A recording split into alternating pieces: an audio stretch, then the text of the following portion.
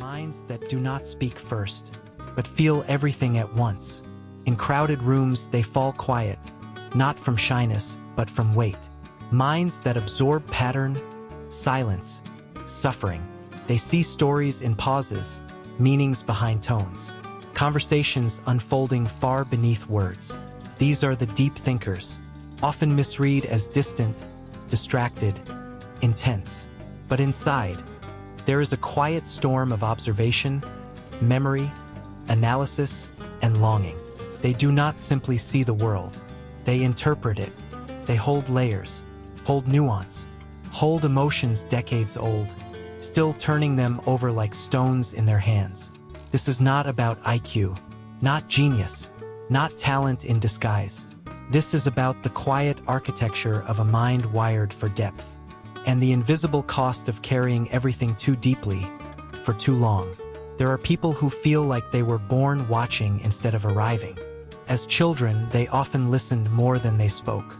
Their eyes moved first, quietly scanning tone, gesture, breath, long before understanding language itself. And as the years unfolded, the world only grew louder, but their ways remained subtle, perceptive, internal. They are the deep thinkers, the pattern holders, the quiet seers behind the noise. They don't just hear words, they hear the emotion behind them. They notice what wasn't said. They sense what others overlook.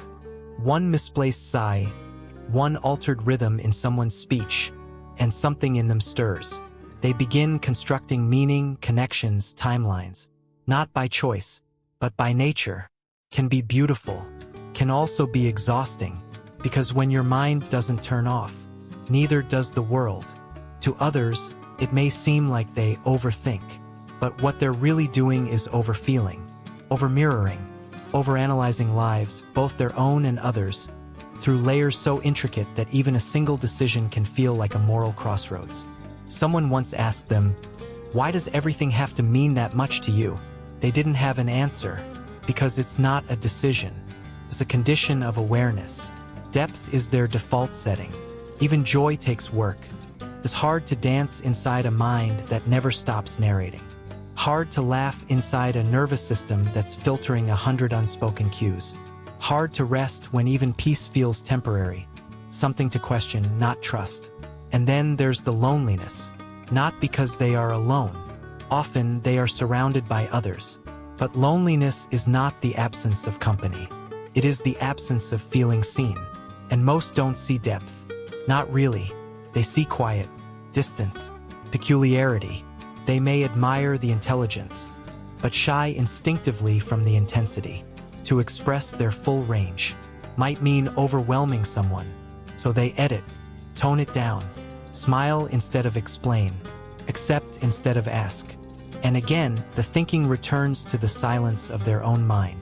Deep thinkers don't seek attention, but they ache to be recognized beyond performance, at the level of interior truth. To be asked about what they feel, not just what they know, because it is emotion that keeps their thoughts alive. Every memory contains feeling. Every theory is rooted in longing. Every mental labyrinth starts with a wound they've tried to understand.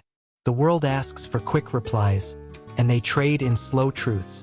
The world rewards confidence, and they lead with questions. The world speaks loudly, and they understand in whispers. This first chapter isn't about pathology. It's about perception.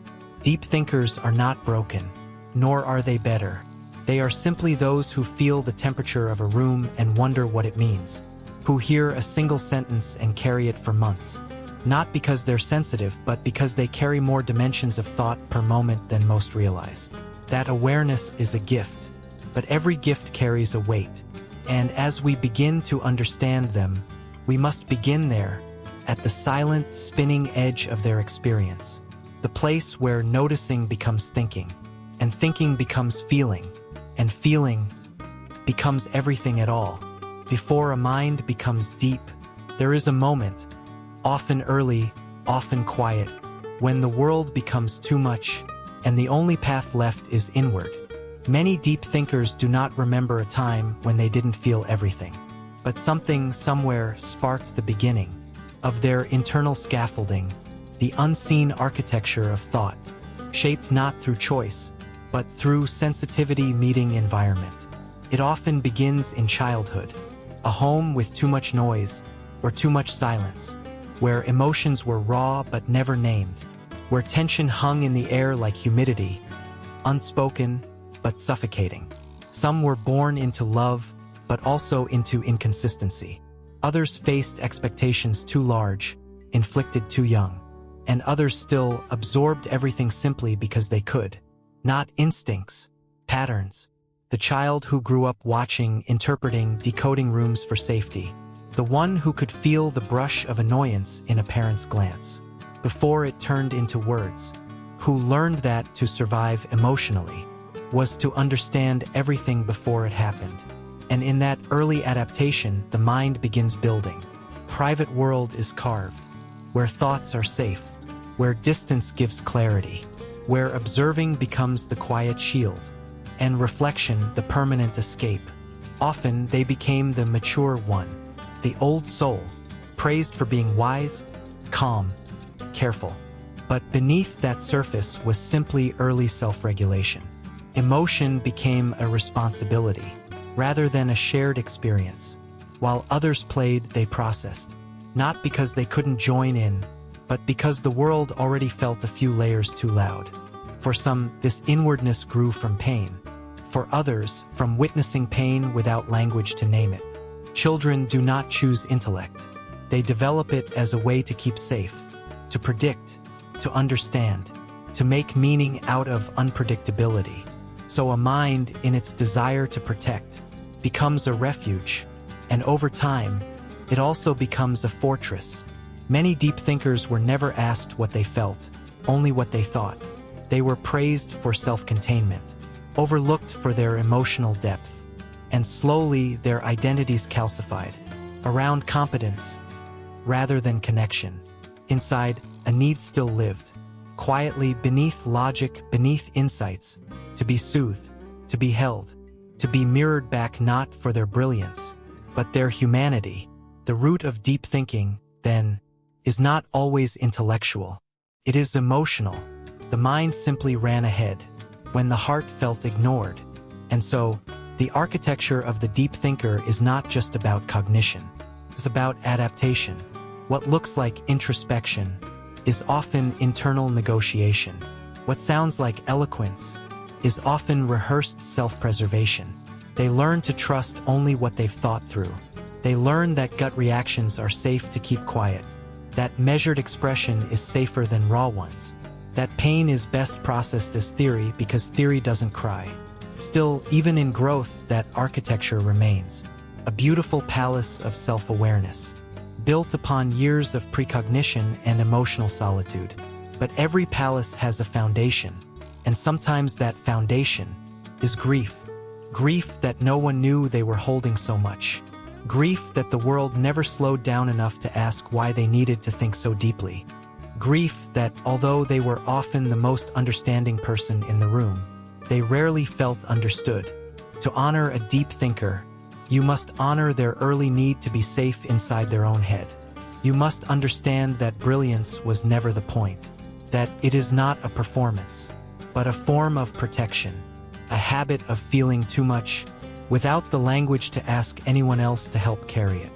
And now, years later, they do not just think deeply about others, they think deeply about themselves too, endlessly, because part of them is still waiting, to be approached rather than analyzed, to be chosen for who they are beneath the thoughts, not just what those thoughts understand. A deep mind is not just metaphor, it is biology, it is structure, it is circuitry weighted toward complexity, and tuned subtly to nuance.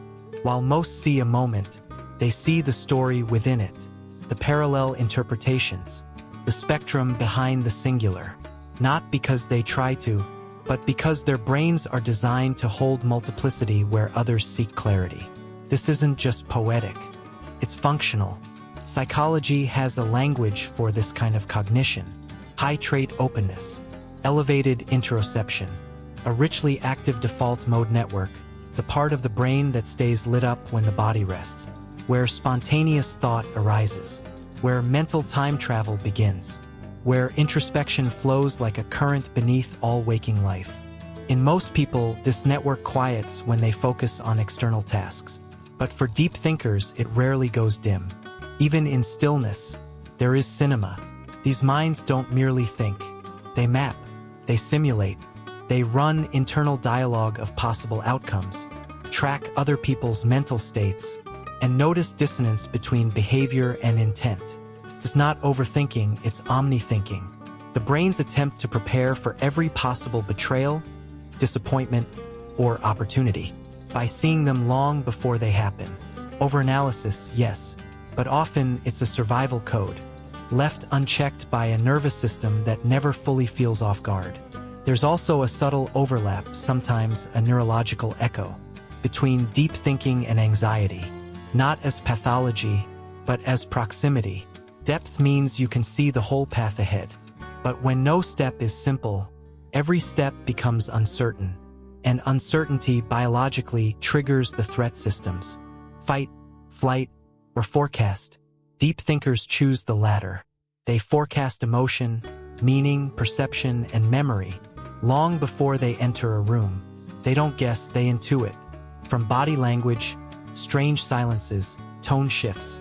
It's hypercontextualization, and it can feel like a gift that costs more than it gives. Research often links high levels of depth-oriented cognition to regions of the brain associated with memory, simulation, and pattern completion. This is why so many deep thinkers remember things in snapshots, not timelines, in sensations, not facts. They reconstruct experiences from fragments, often perfectly, but this perfection comes with consequence. The same brain that can notice joy can also remember shame in layers too vivid to forget. Rumination is not a flaw in their character, but a byproduct of overlapping functions. They don't mean to live in the past. Their brain simply hasn't stopped holding it.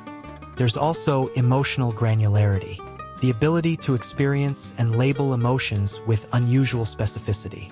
Not just happy or sad, but bittersweet, with a hint of longing, and a trace of regret from 6 years ago. They feel in nuance, which means they also process in nuance. Every decision is filtered through ripple effect, every interaction weighed, not out of doubt, but because it matters that much. This is not dysfunction. It is sensitivity meeting cognition, emotion sculpting intelligence, the mind and the heart trying to collaborate without overwhelming the system. So when the world says, "Don't think so hard," they can't help but hear, "Be less of yourself," because this isn't thinking that can be turned off. This is structure. This is breath. This is how the light moves through stained glass. Fragmented, radiant, uncontrollable. And when they are alone, their minds aren't empty. They are worlds, being born again and again, through memory, imagination, observation. Understanding the deep thinker, then, is not just a personality preference. It is honoring how differently the mind can be wired to process life. Their insights are not accidents. Their questions are not indulgent. They are carrying entire dimensions, some scientific, some soulful, all spiraling inward to extract meaning. And half the time, they're simply trying to make space for all of it, to live inside oneself. Depth grants clarity, but not always peace. And for deep thinkers, this is the quiet contradiction: to understand so much clearly, yet live in a world where understanding doesn't always translate to comfort. They carry internal landscapes that no one else can see, sprawling with thought, memory, tension, longing. On the surface, they may look composed, measured, even serene, but beneath that calm is often a quiet ache. It's the ache of depth unshared, of words swallowed because they go too far or too wide, of fears that speaking their full truth would make them too much, too emotional, too intense, too analytical. So they edit themselves, repeat conversations in their heads 10 times, to make them digestible by others. They translate their complexity into simplicity, until simplicity starts to feel like erasure. Over time, they begin to withdraw, not because they want distance, but because connection feels thinner than their thoughts. And there is no silence more painful than being surrounded, but unseen. They feel torn, wanting to belong, but allergic to small talk, craving dialogue with depth, but fearing they might drown someone in too many layers. They ask questions that reach too deep, and answer them in ways that leave others blinking, unsure how to respond. So they learn to perform normal intimacy, the nod, the smile, the polite laugh, while their mind quietly spins with 20 different interpretations of something no one even noticed. And when things fall apart, they often overown the blame, not because they're wrong, but because they can always think of what they could have done differently, even when they weren't the cause. This is the burden of insight. It doesn't come with peace. It comes with responsibility, even for things they didn't break. Decision-making becomes its own private torment. Every option dissected, every ripple effect mapped, not due to indecision but due to care. They don't take choices lightly, because they know how deeply choices echo. They plan conversations in advance, then replay them for days. Even joy gets analyzed. Did I ruin the moment by saying too much? Did they really mean what they said? Do I deserve that affection? Or was it just politeness? And then there's the loneliness. Not a lack of people, but the absence of a mirror. Someone who sees the architecture of their mind and doesn't walk away. Someone who stays when the conversation turns philosophical or abstract or emotionally vast. Because surface doesn't nourish them. They crave the marrow of meaning. But in a world built for brevity, they often feel like scrolls in a land of summaries. The pain deep thinkers feel is not dramatic. It is slow, invisible, the kind of ache that doesn't show up in crisis, but in attachment. They can support everyone, hold space, offer insight, ease others' storms. But when they unravel, they often do it alone, not because people don't care, but because they don't know how to ask for help, in a language others can understand. How do you explain that it isn't one thing? Is everything felt all at once? Emotions that ask no permission, thoughts that arrive in floods, a constant internal camera, recording, rewinding, reviewing. To the outer world, they are composed. But inside, many live in subtitled grief, translating, softening, bottling, because they worry their unfiltered truth might be too much. And yet, no one sees how much they already carry for others. There is no arrogance in the deep thinker, only fatigue. Fatigue from trying to fit into a world with fewer layers than they live with. Fatigue from bridling their mind into digestible shapes, from holding the weight of emotion in places where intellect was praised, but feeling was not allowed. Their resilience is quiet, their suffering quieter, and still, they show up, not ready, but present, not understood, but understanding, because silence is heavy, but so is being real, in a world that prefers lace over fabric. There is a quiet moment when the deep thinker stops asking, "What is wrong with me?" and begins to wonder, what if this is a kind of knowing? It doesn't happen all at once. For some, it arrives after loss, when their ability to make sense of pain became a lifeline. For others, it reveals itself through art, paint, music, the written word, where intensity becomes narrative, not burden. And for many, it starts with someone seeing them, truly seeing them, not for their insights, not for their usefulness or stoicism, but for that steady, unspoken ache beneath all they try to carry. Maybe it's a therapist who doesn't flinch, a friend who doesn't rush their silences, a lover who asks, gently, "What are you really feeling?" Sometimes it's not a person.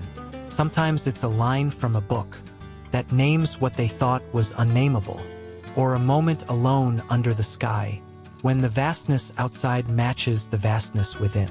These are brief moments, small, but in their smallness they open something. Not relief, but recognition. The thought arises, this depth I carry might be what allows me to understand, not just the world, but also myself. Depth becomes insight, when it softens, when it is no longer something to solve or suppress, but something to sit beside. The mind, once frantic, becomes reflective. The endless analysis starts to sound like poetry.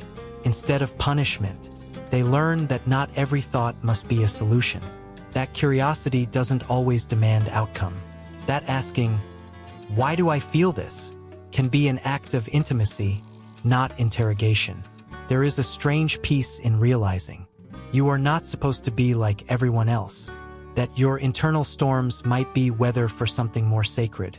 Capacity, not a flaw, the ability to hold paradox, to know that joy and grief can live in the same moment, that doubt and trust can walk beside one another. This is wisdom earned through weight, softened through surrender. Embracing depth isn't about thinking more. It's about feeling responsibly, about listening to the second layer of everything, the tone behind the words, the silence behind the emotion, the meaning behind the action. And in doing so, the deep thinker finally begins to interpret themselves. With the same generosity they've always extended outward, they start asking, what if my intensity is not exaggeration, but accuracy? What if my dreams are not distractions, but direction?